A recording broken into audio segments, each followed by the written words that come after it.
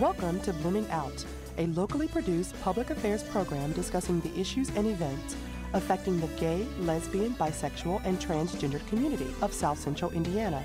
Blooming Out is written and produced by a team of dedicated volunteers and financially supported by listeners like you.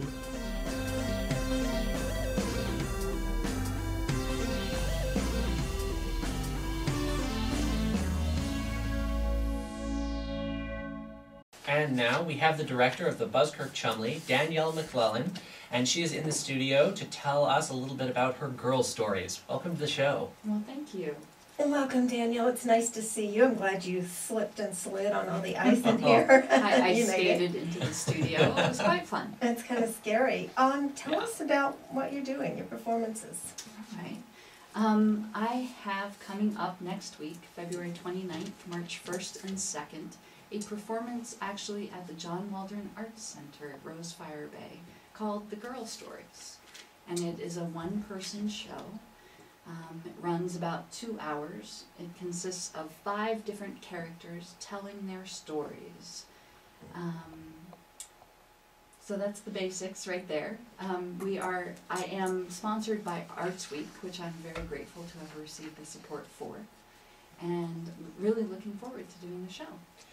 Well, talk a little bit about your characters, if you will. I know you don't want to give away too much. We want people to come and see you, but I found you set some pictures, and I found it all pretty intriguing. So, The Girl Stories is a show that I've been working on actually at this point almost 10 years in production. I began writing the play before I even moved to Bloomington when I lived in Austin, Texas.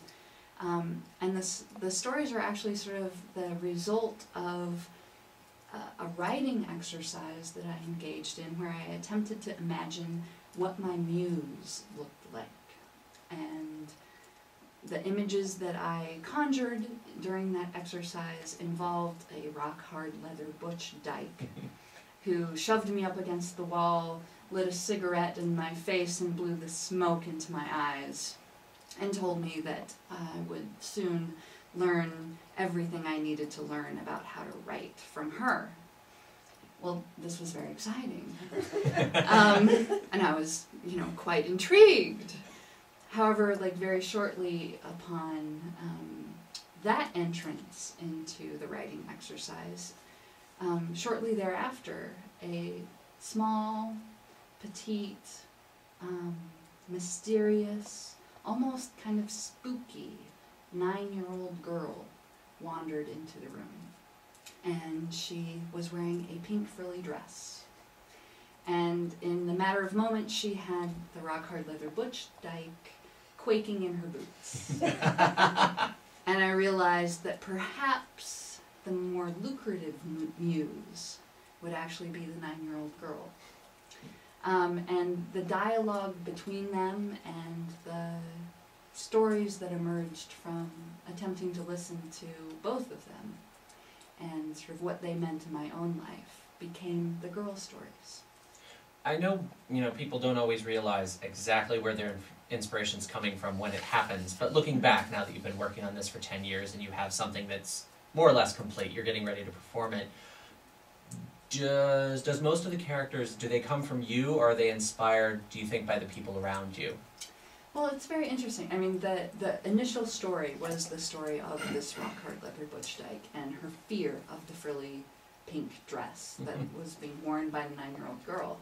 And I believe that my motivation in writing that story, which eventually became the entire play, or the inspiration for the entire play, came from someone who was very close to me, who had more of the characteristics of a rock-hard leather butch dyke than one might ascribe to me.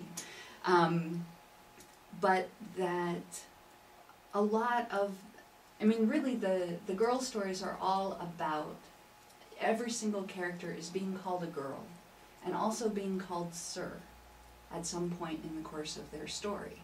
And the intersection between those two identities and the ways in which people are perceiving those characters are the motivation for each of the stories. I was going to say it's sort of a complexity of each of us, I think, because at least women, I can't speak for men too much, but I can speak for women. I think that at any given time we kind of are multiple images that people perceive as well as what we perceive about ourselves. And I think at any given time we could manifest one of those characters. I think that's generally true of everyone. I think the men that I have known are less comfortable with it. They do everything they can to hide it. I used to feel that way. I don't think I feel that way so much anymore, but it's hard to say.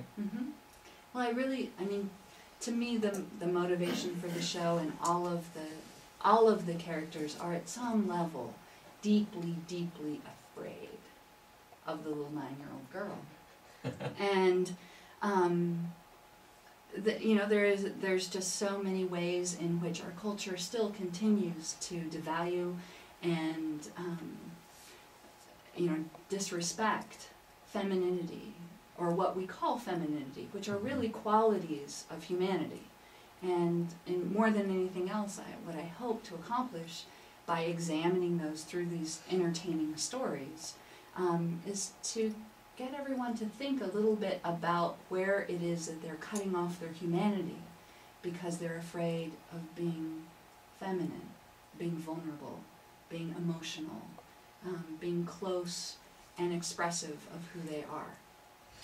Well, it's pretty apparent too, at least to me, I don't know if you interpret it this way, that you're sort of toying around with that binary that we're stuck with in our society too, that girls can be very male, they can still be very feminine, that men can be very feminine and still male, and that we shouldn't be locked into that role playing so much, but that we should be a little more open to going back and forth and being a little more adventurous.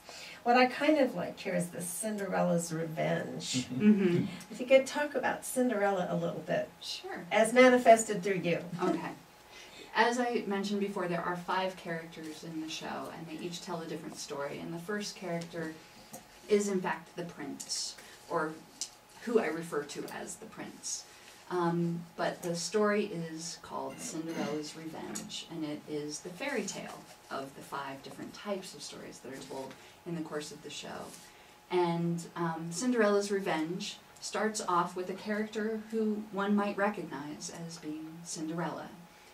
But the course of the story involves the fairy godmother offering to Cinderella something very different than your traditional Cinderella story. The fairy godmother in this manifestation of the Cinderella story offers Cinderella the opportunity to no longer be marked as feminine. And she enjoys a great deal of freedom and power and self-realization, given the fact that she's no longer delegated to that role. But she automatically becomes perceived as being the prince or the Prince Charming in all of the fairy tales. So suddenly she's Robin Hood and Prince Charming, and she's saving the princess and you know, attempting to free the kingdom from the despotic rule of, you know, blah blah blah.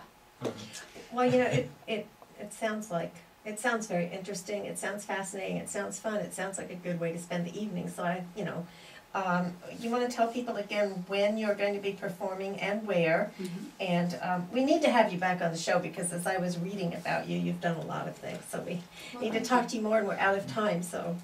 Well, the girls' stories, again, are being performed at the John Waldron Arts Center, Rosefire Bay, February 29th at 8 p.m., March 1st and 2nd.